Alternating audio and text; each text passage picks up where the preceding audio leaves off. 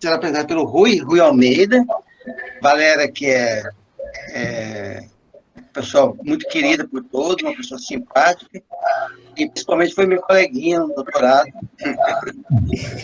Parabéns. Ela só está falando transparência até hoje, mas ela vai mudar isso.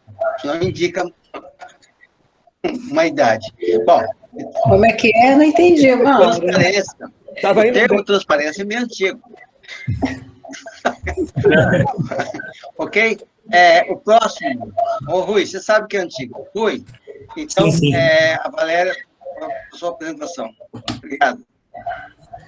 Então é com muito prazer que eu quero apresentar a Valéria Cavalcanti, da Universidade Estadual de Miralhão, e que nos vai apresentar bastante interessante o tema Global Existence and Asymptotic Behavior of a Quick Solution of Viscoelectric Wave Equation with Supercritical Sets. Muito obrigada, professor Rui, pela sua apresentação. Eu agradeço muito o convite. E estar aqui é sempre uma alegria, estar com nossos colegas, como o Mauro falou, nós estudamos juntos, o Fred foi meu professor, foi professor de análise, mas poderia ter sido anteriormente, estar aqui com o professor Luiz Adalto, a dona Lourdinha, nossa, é uma alegria imensa, professor, dona Lourdinha, beijo, demais, uma alegria, sempre uma alegria imensa, então, assim, uma alegria enorme. E, Rui, sei que você está além mar, né? Então, é uma alegria, assim, muito grande mesmo, né? Se a pandemia trouxe alguma coisa de bom, são esses momentos que a gente pode estar perto, mesmo estando longe fisicamente. Então, muito obrigada, e vamos lá. E também foi uma alegria compartilhar esse momento com o Hermano, né, Hermano? Estamos aqui juntos nessa tarde. Então, vamos lá ver se agora vai dar certo, né? Falei tanto do irmão, agora vamos lá. Tem que funcionar.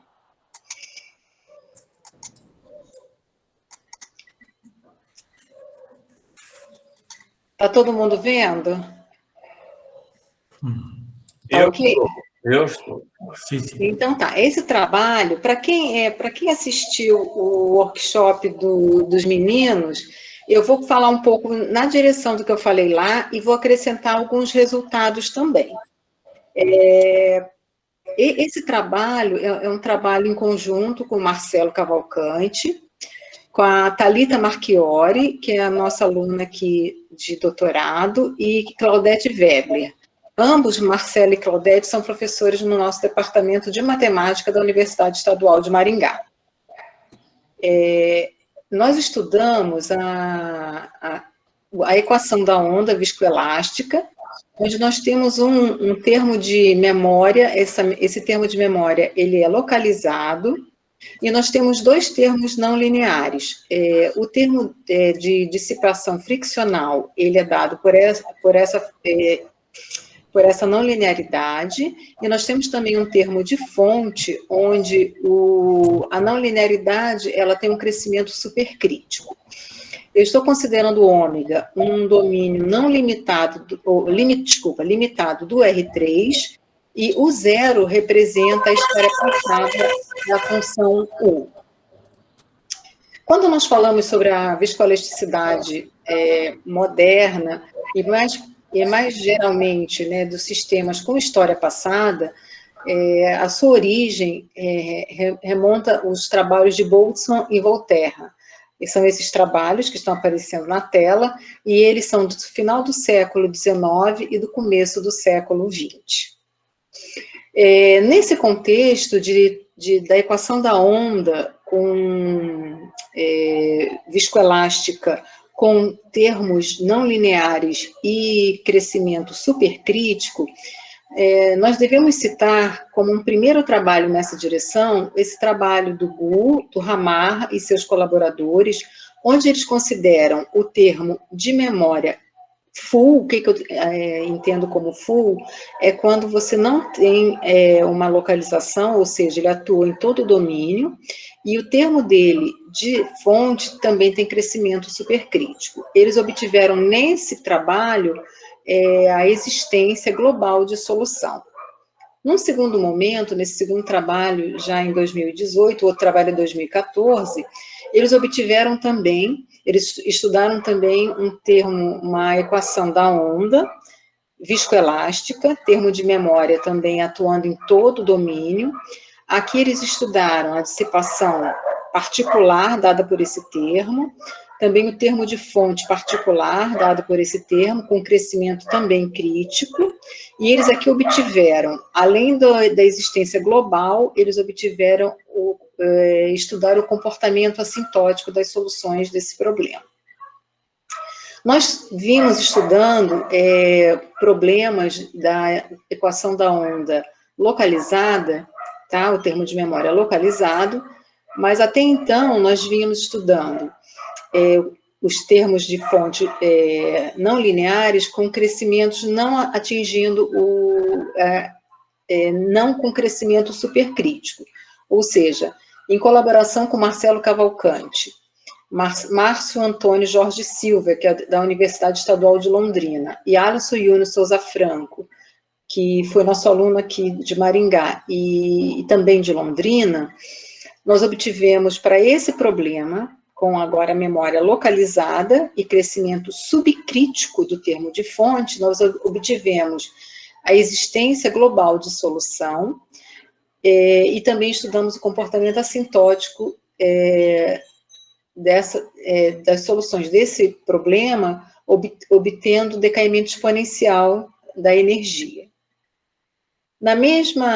Nesse mesmo contexto, com Marcelo Cavalcante e Emanuela Régia de Souza Coelho, professora da Universidade Estadual da Paraíba, nós estudamos esse problema de transmissão, onde o ômega é composto por essas duas regiões, ômega 1 e ômega 2, e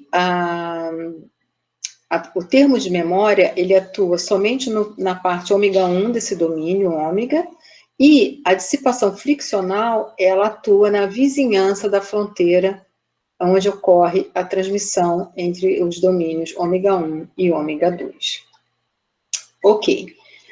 Então, voltando ao nosso problema, a gente observa que a energia correspondente à parte linear do nosso problema, ela é dada por essa expressão, onde eta, eta significa essa diferença, U de xt menos U de xt menos S, onde x é um elemento de ômega, t é o tempo, portanto, maior ou igual a zero, e S é um elemento do intervalo zero infinito. As hipóteses, que eu vou chamar de hipóteses principais, são aquelas necessárias para obtermos a existência local de solução. E elas vão ser necessárias ao longo de todo o trabalho, e nesse caso, ao longo de toda a palestra. A vai ser uma função suficientemente regular em todo o ômega e contínua no fecho de ômega, uma função não negativa, essa hipótese aqui significa que ela é positiva numa vizinhança da fronteira de ômega. As hipóteses sobre o núcleo da memória são as hipóteses estándar. Rho, que é a densidade do material, ela é uma função suficientemente regular e ela é limitada tanto superiormente quanto inferiormente. H, que é a função que rege a não linearidade da dissipação friccional, ela é contínua em toda a reta, monótona crescente, se anula na origem, e para todo S fora da origem, ela satisfaz esse crescimento, onde M é um real maior ou igual a 1. F, que é a função que rege a não linearidade do termo de fonte, ela é uma função de classe C1, se anulando também na origem, e a sua derivada possui esse crescimento, de modo que P percorre o intervalo de 1 a 6. P e M, elas satisfazem essa desigualdade, isso aqui é menor que 6, e além disso, a história passada, ela satisfaz essas hipóteses. Quando nós formos obter a existência global de solução, além dessas hipóteses que eu chamei de hipóteses principais, eu vou precisar assumir outras hipóteses que eu chamei de adicionais. Eu vou precisar exigir que exista uma função não negativa, que eu vou chamar de F maiúscula, que seja de classe C1, que vai ser a primitiva da minha função F pequena, e tal que ela seja homogênea de ordem P mais 1. Além disso, eu vou ter que exigir que existam constantes positivas, com a segunda constante estritamente maior do que 1, de modo que essas desigualdades sejam satisfeitas em relação ao núcleo da memória. Também, eu vou exigir que a função h ela possua crescimento linear na origem. Com essas hipóteses adicionais, a expressão da minha energia total, ela possui essa forma aqui. Ok. Bem, os espaços que eu vou trabalhar para obter os meus resultados, eles serão os seguintes. Eu vou considerar o espaço usual H01, mas não munido da norma usual, e sim munido dessa norma equivalente. Vou considerar o espaço H1 de A como sendo esse espaço das funções de L2 de quadrado integrável, tais que essa integral seja finita e que o traço das funções sejam nulas. Traço de ordem zero seja nulo. Além disso, eu vou considerar esse espaço com peso, esse espaço de Hilbert com peso, dado por essas funções, e, consequentemente, H1 de G, R mais H01, são os espaços das funções U e das suas derivadas em relação a T, tais que pertençam a esse espaço com peso. De maneira análoga, nós definimos o espaço L2G de R menos H01 dessa forma. E, finalmente, nós definimos o espaço L2ρ de ômega, dado por pelas funções U, tal que essa integral seja finita. Esse espaço ele é equivalente ao espaço das funções de quadrado integrável sobre ômega. Com esses espaços em mente, a gente define, então, o espaço de fase dado pelo H cursivo, que é esse cartesiano, munido dessa norma, e então a gente tem como definição de função de solução fraca do nosso problema original, no intervalo de menos infinito a t maiúsculo, as funções U que pertencem a essa classe e tais que a sua derivada em relação a t possui essa regularidade. Além disso, para todo t no intervalo 0t maiúsculo, elas satisfazem essa identidade variacional para toda φ nesse conjunto G cursivo. Observando que o nosso problema ele não é autônomo, usando aquela velha conhecida mudança de variável devida da Fermat, o nosso problema original ele pode ser reescrito num problema autônomo, onde a gente introduz mais essa, além da equação que a gente já tinha, a gente introduz mais essa nova equação, e nós temos agora, então, um sistema autônomo com essas novas condições iniciais. Ok. Então, de modo a obter o primeiro resultado, que é o de existência local de solução, nós precisamos exigir que a nossa F, que é o termo de fonte, ela seja localmente lipschitziana de H01 em L2. Com isso, com essa exigência a mais sobre a F, nós definimos o operador A, dada por essa expressão, com este domínio, e, além disso, com esse operador dado por essa expressão. E aí, então, nós reescrevemos nosso problema nesse problema de Cauchy, onde U maiúsculo é essa tripla e o zero é esse dado inicial. Então, o nosso primeiro resultado de existência local é o seguinte: com as nossas hipóteses em tela, e supondo que a F de H01 em L2 é localmente lipschitziana, e com o dado inicial no domínio do operador A, o nosso problema de Cauchy possui uma única solução forte, local, dada por essa regularidade para algum t estritamente positivo. Bem, mas a nossa ideia é agora retirar essa hipótese da F ser localmente lipschitziana. Então, o que a gente faz? A gente agora pega a F usual, sem essa hipótese, e a gente considera, então, e a gente agora vai fazer um truncamento. Como a gente faz esse truncamento? Nós consideramos uma sequência de funções testes satisfazendo essas hipóteses e definimos uma sequência Fm de U dada por esse produto. E nós criamos, então, uma sequência de problemas e no limite, essa sequência de problemas converge para uma solução U, que é a solução que nós gostamos, que nós queremos obter sem a exigência da F ser localmente lipschitziana. Então, agora sim, a gente tem a existência local desejada, ou seja, com as hipóteses principais em tela, sendo verdadeiras, existe uma solução local, fraca, do nosso problema autônomo, definida em menos infinito T maiúsculo, para algum T maiúsculo, onde esse T maiúsculo depende da energia inicial. Ok. Bem, além disso, essa energia, essa solução local, ela satisfaz uma desigualdade da energia dada por essa expressão.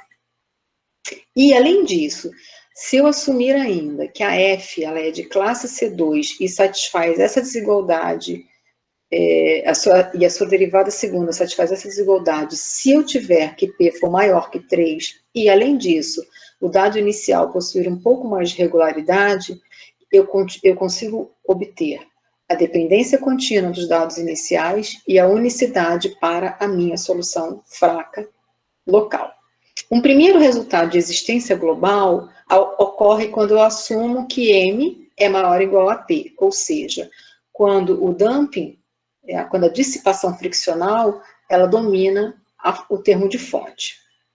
Então, assumindo isso, e assumindo ainda que o dado inicial pertence a LP mais 1 de ômega, aquela solução fraca, local, ela também é uma solução global.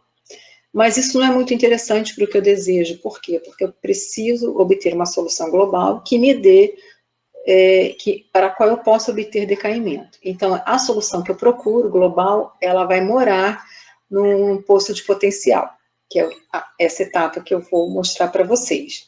Então, agora a gente vai definir uma solução global num poço de potencial. E para isso eu tenho que definir um poço de potencial conveniente. Então, vamos relembrar. A energia total do nosso sistema é dada por essa expressão. Muito bem. Observe o seguinte, essa quantidade que está aqui, ela não é a norma do espaço H1A. Então, eu vou definir uma energia que eu vou chamar de energia expandida, substituindo esse termo pela norma do H1A. Como a norma do H1A é exatamente essa parte mais a norma da eta em L2 de ômega, ok, eu tenho que essa relação entre essas duas energias, a energia total e a energia expandida, se verifica. Também, lembrando que eu tenho agora as hipóteses adicionais sendo verificadas, ao invés de eu ter só a desigualdade da energia, eu tenho a identidade da energia.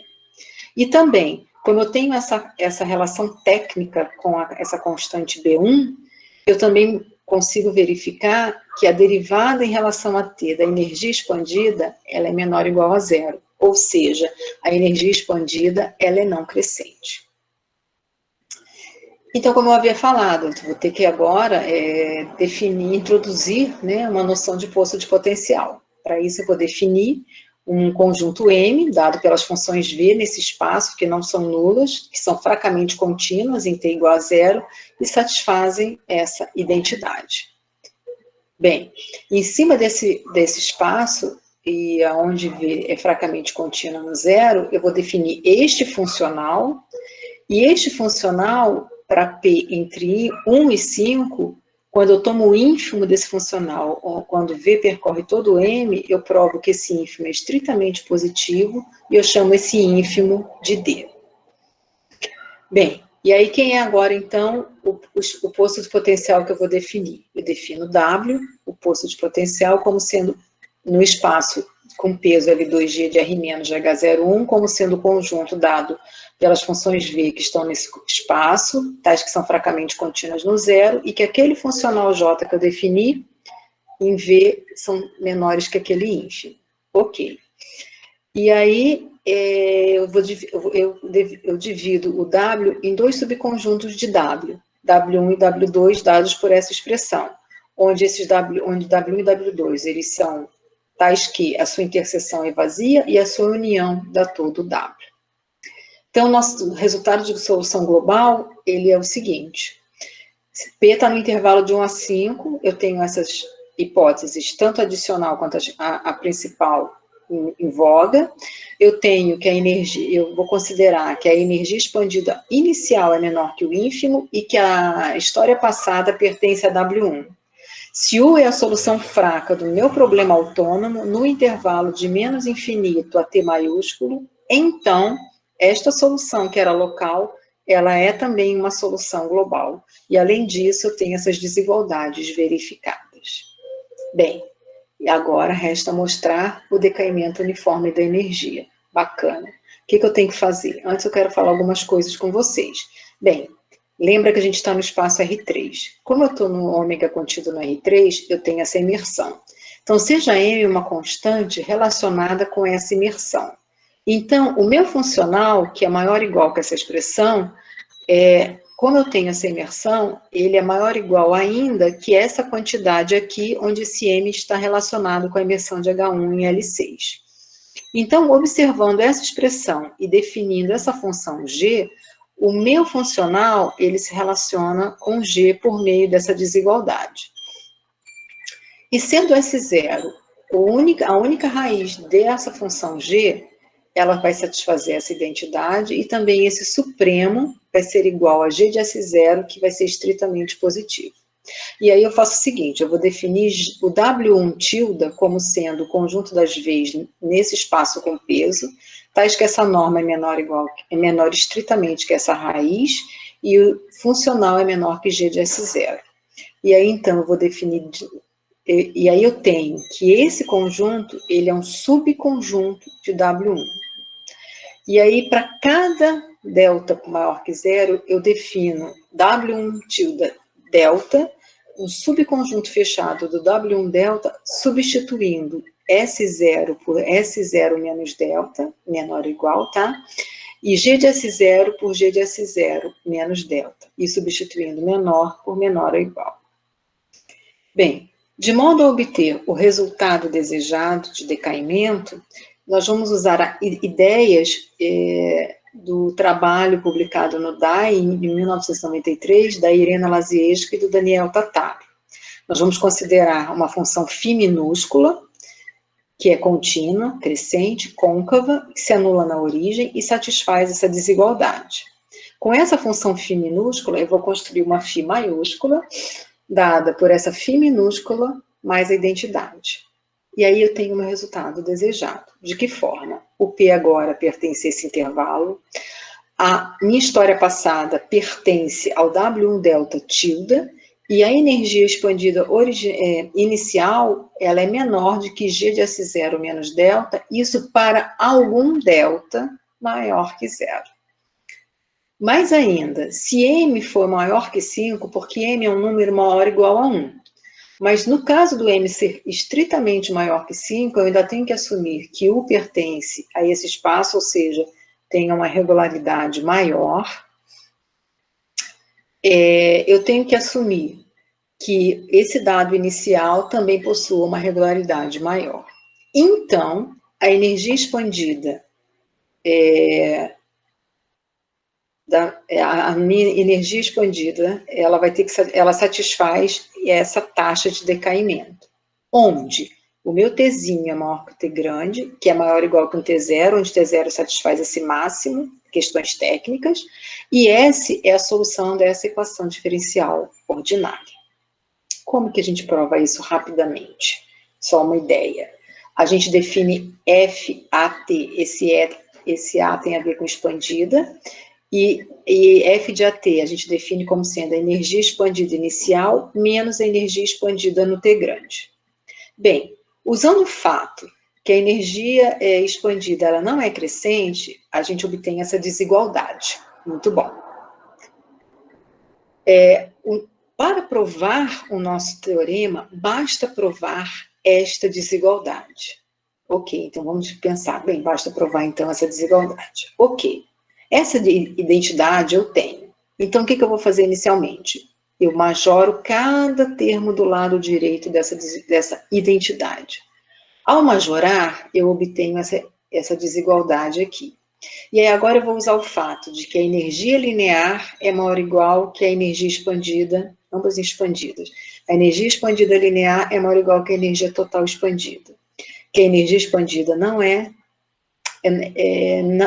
não crescente. Então, esta desigualdade implica nesta desigualdade. Para provar o que eu desejo, eu tenho que fazer o quê? Absorver esse termo aqui. Mas para absorver esse termo, o que resta fazer? Resta provar essa desigualdade. E como que a gente prova essa desigualdade? A gente prova essa desigualdade usando argumentos de contradição. E isso, em geral, é bem conhecido, e a gente prova o teorema de decaimento. Ok. Agora eu gostaria de apresentar para vocês resultados de blow-up relacionados ao nosso problema. Bem, para a gente provar o resultado de blow-up, a gente, infelizmente, ainda tem que assumir mais uma coisinha em relação ao nosso problema. A gente tem que assumir que G0 é a integral de 0 a mais infinito do núcleo da nossa memória, que é a função G. Que G0 ele é suficientemente pequeno de modo que eu tenha essa quantidade estritamente positiva. E aí você me pergunta quem que é CG? CG é esta constante aqui. Bom, na verdade, essa constante, ela é a constante de imersão das funções entre a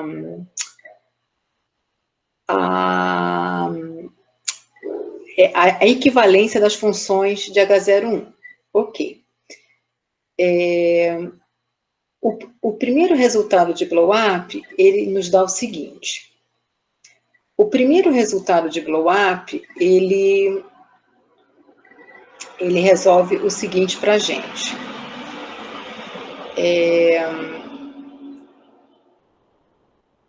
Você tem o P entre 1 e 5. E vamos assumir, então, todas essas nossas hipóteses que nós falamos. As hipóteses principais, adicionais e suplementares. Ok. E aí nós vamos considerar o seguinte, no nosso primeiro resultado de blow-up, nós vamos estabelecer o resultado quando nós estamos considerando a energia inicial negativa e as soluções não necessariamente no poço de potencial, ou seja, nós vamos considerar soluções mais gerais.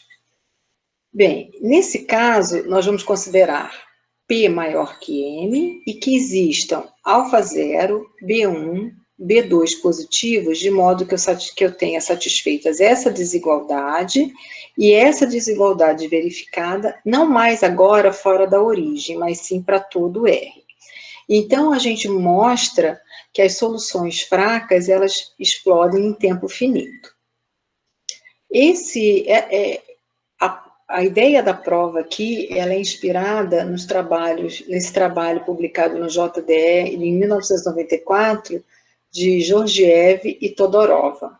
Então, a gente define essas funções LT igual a menos a energia total, N como sendo a norma, agora dependendo, aquela norma que depende do ρ, e R como sendo a integral da primitiva da F. Então, nós temos que L é dado por essa quantidade, mais, que seria a menos a energia linear, mais essa parte da função F, ou seja, de R. Por outro lado, nós vamos definir também, seguindo as ideias da Todorova com Georgiev, nós definimos y de t como sendo a função L elevado a um expoente conveniente mais epsilon vezes n' de t. Observa que esse alfa, ele vai ser um cara convenientemente escolhido, maior que 0 e menor que o mínimo entre constantes, e essas constantes elas vão aparecendo de acordo com a necessidade ao longo dos cálculos. Esse epsilon, ele é maior que 0 também, e menor ou igual que o mínimo entre essas constantes que também vão aparecendo ao longo dos cálculos. Esse C delta é um delta que vai aparecer mais na frente, onde eu preciso fixar um delta convenientemente pequeno, e esse C delta vem de lá. Mas ele vai ser definido mais tarde. Então, com y delta dada dessa forma, ao derivar, você obtém essa expressão. O intuito aqui é você provar que o y', ele é maior ou igual a 0, ou seja, que o y é uma função crescente. Ou, na verdade, não decrescente. Então, da definição de solução fraca, nós obtemos essa identidade. E dessa identidade acima, e da definição do funcional de energia, nós concluímos que a derivada segunda da N, ela é dada por essa desigualdade. Observa que aqui já aparece o que a gente precisou argumentar, tá? A gente precisou argumentar isso aqui. Mais ainda, a gente obtém dessas duas expressões anteriores, tanto de y' quanto do que a gente obteve anteriormente, que o y', substituindo aquela expressão, que o y' é maior ou igual que essa quantidade aqui. Só que da escolha que eu fiz de alfa, a alfa ela é suficientemente pequena, de modo que essa expressão ela é o quê? Negativa. Por outro lado, observando que a derivada da energia ela é não positiva, e mais ainda, que essa quantidade é menor ou igual que a derivada da L, que por sua vez é menos a derivada da energia, nós obtemos esses cálculos aqui, que não são muito bonitos, mas é aqui que aparece C delta, tá vendo? Então, então, ao fixar esse delta de modo que essa quantidade é maior que zero, então esse delta fica fixado. Então, nós deduzimos que y' é maior ou igual que essa expressão. Só que essa quantidade que está aqui, ela é sempre positiva, independente de quem seja o epsilon, inclusive aquele epsilon que nós fixamos. Então, ela é sempre maior ou igual que essa quantidade que está aqui. Mas como nós fixamos aquela hipótese, isso aqui é sempre maior ou igual a zero. E aí nós concluímos o seguinte, que y' é maior ou igual a zero, consequentemente, y é não crescente, não decrescente em todo o intervalo 0t grande. Ou seja, y de t é maior ou igual que y no zero, para todo t nesse intervalo. Mas, ao utilizar a definição de y de t, nós concluímos esta relação. Se essa quantidade, não importa se essa quantidade é positiva ou negativa, nós sempre vamos concluir que y de t é um número maior ou igual a zero. Muito bem.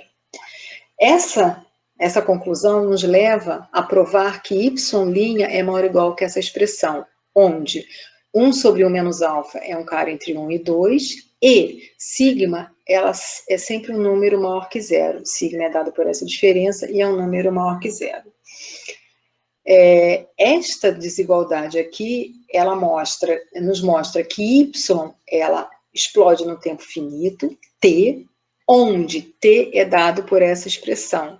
E como que você obtém essa expressão para t?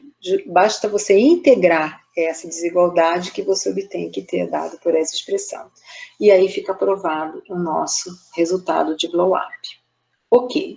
E o segundo resultado de blow-up, ele é dado quando você tem agora a sua energia expandida no zero maior ou igual a zero, e agora a sua solução, ela reside no poço de potencial. No resultado anterior, a sua energia inicial era negativa.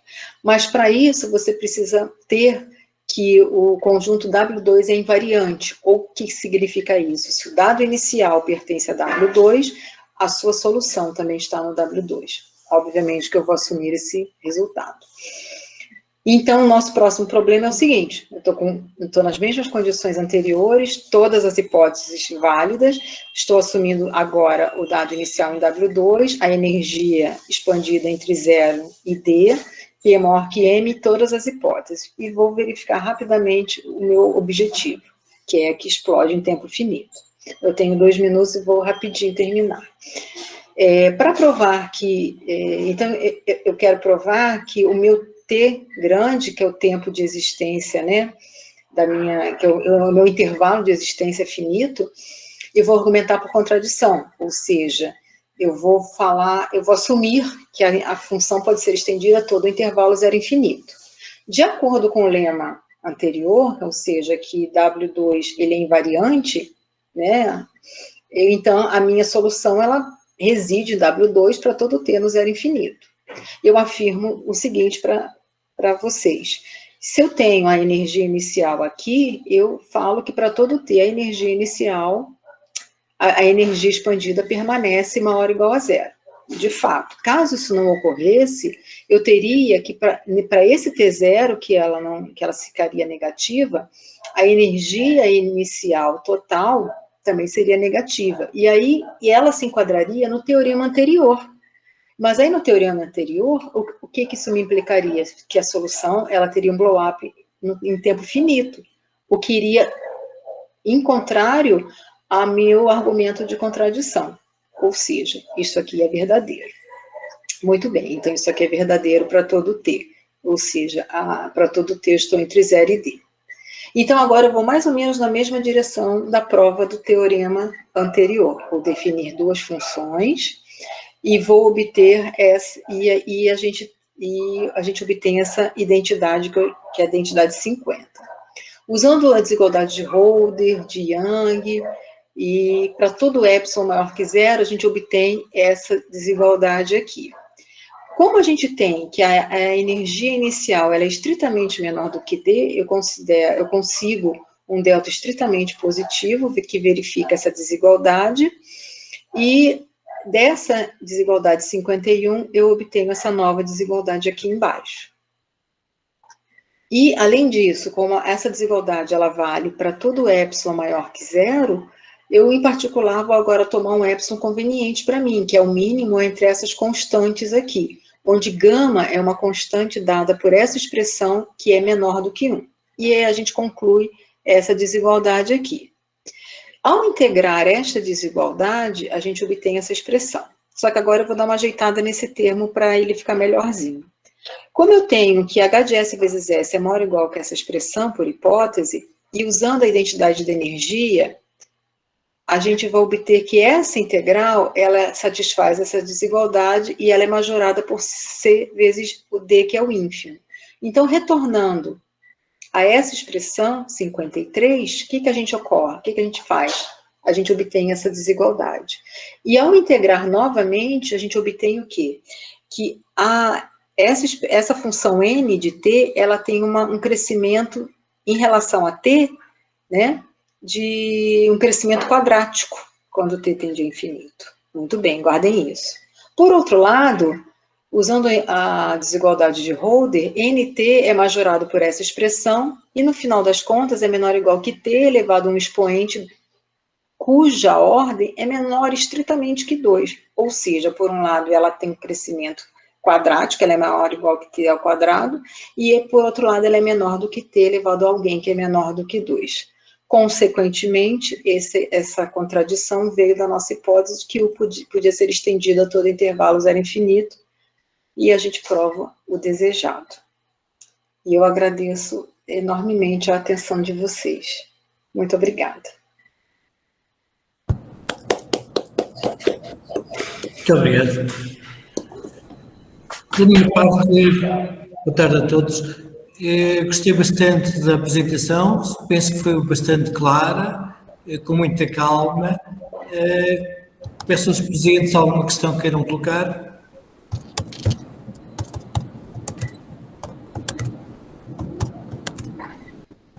Valéria, Fala, Mauro. uma coisa. Oi, tudo bem? Esse blow-up, essa explosão aí, ela não, aparentemente ela não depende do dado inicial, do espaço, nada disso? Como assim? Depende do dado inicial? Do dado inicial. Onde você toma o dado inicial? Sim, em geral, você vê depende. isso, né? Depende. Depois da regularidade do espaço inicial, explode ou não explode? Depende.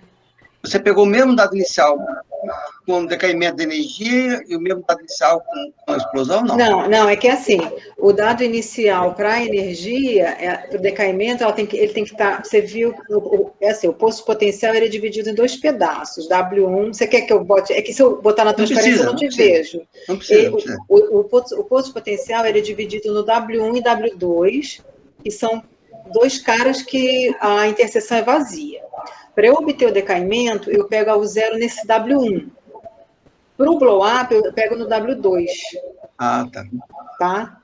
E Okay. assim, tá? E quando a energia inicial ele é negativo, a energia inicial é negativa, você não precisa fazer essa consideração, porque a tua solução não precisa necessariamente estar no posto de potencial. Então, assim, quando a tua energia Porque, assim, o sinal que a gente tem na nossa... Eu não sei se você percebeu que a nossa energia do nosso problema, ela não é toda positiva. Ela tem uma quantidade menos a integral da F, porque a F está do outro lado da igualdade. Então, tem uma M também mostrando isso. Hã? Tem uma M grande. Sim, então, ela tem um sinal por isso que a gente tem que ir para o poço de potencial. Então, quando a energia inicial ela é negativa, você tem certeza disso, você não está com esse estudo. Você consegue esse blow-up aí, você não conversa com essa história. Quer dizer, tem a ver com o dado inicial, porque a tua energia é negativa. Mas você não necessariamente está tratando com soluções morando no poço de potencial. Agora, quando você está trabalhando com dado no poço, com esse tipo de energia relacionado com o poço de potencial, aí são disjuntos. Para obter o decaimento, você está num lado, e para obter o poço, o blow-up, você está no outro. Você está em situações disjuntas. Ok. Obrigado, galera. Parabéns pela apresentação. Tranquila. Eu tentei não correr muito, porque eu fico angustiada com a hora. Porque essa parte de blow-up a gente fez meio que agora, assim, é um trabalho com a nossa aluna, né, que a gente está fazendo, e a gente ainda nem terminou direito, né? Aí eu falei assim, vou botar para ficar mais rico, né, porque as pessoas... eu sei que devem ter alunos aqui, de repente ficam animados e gostam das coisas, né? Então é bom. Tá ótimo, Valéria, obrigado. Imagina. Mais alguma questão?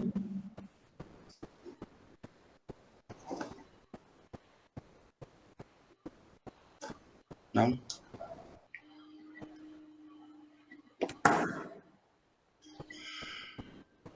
Bem, se não há mais nenhuma questão, agradeço mais uma vez e passo a palavra ao professor Mário. Posso parar a apresentação? Pode. Bom, eu quero agradecer a presença de todos, aos palestrantes, o Hermano e a Valéria, e, obviamente, a participação especial do professor Luiz Adalto, que nos honra em estar participando dessa palestra. Muito obrigado a todos. Lembrando que daqui 15 dias, no dia 30 de junho, nós teremos o nosso evento vai ser às 10 horas da manhã, porque o palestrante é da Austrália, e em função do fuso horário de 11 horas, 2 horas da tarde não dava para ele fazer uma palestra 1 hora da manhã ou 2 horas da manhã. Então, no próximo evento vai ser o Henrique Baldenucci, da Universidade do Western, da Austrália, e o Anderson Jesus Araújo Ramos, da Universidade Federal do Pará. Serão os apresentadores, e, de novo, será às 10 horas da manhã aqui no Brasil. Portugal, não sei, tem um fuso horário aí. 14 horas. 2 horas. Tá bom. Tchau para vocês. Lourdinha, um beijo. Obrigado pela presença aí. Beijo, dona Lourdinha. Prazer enorme revê-la. Deus abençoe a senhora, o professor, a família toda. Prazer enorme. Prazer. Tchau, pessoal. Fred, Obrigado, prazer enorme, Fred. Obrigado. Beijo na família, Fred. Boa tarde. Vladimir, todo mundo. Professor Rui, prazer. Tá Tudo de cheio de bom neto. para todos. Prazer enorme. Tchau. Mauro. Beijo, Mauro. Obrigado, Valéria. Mas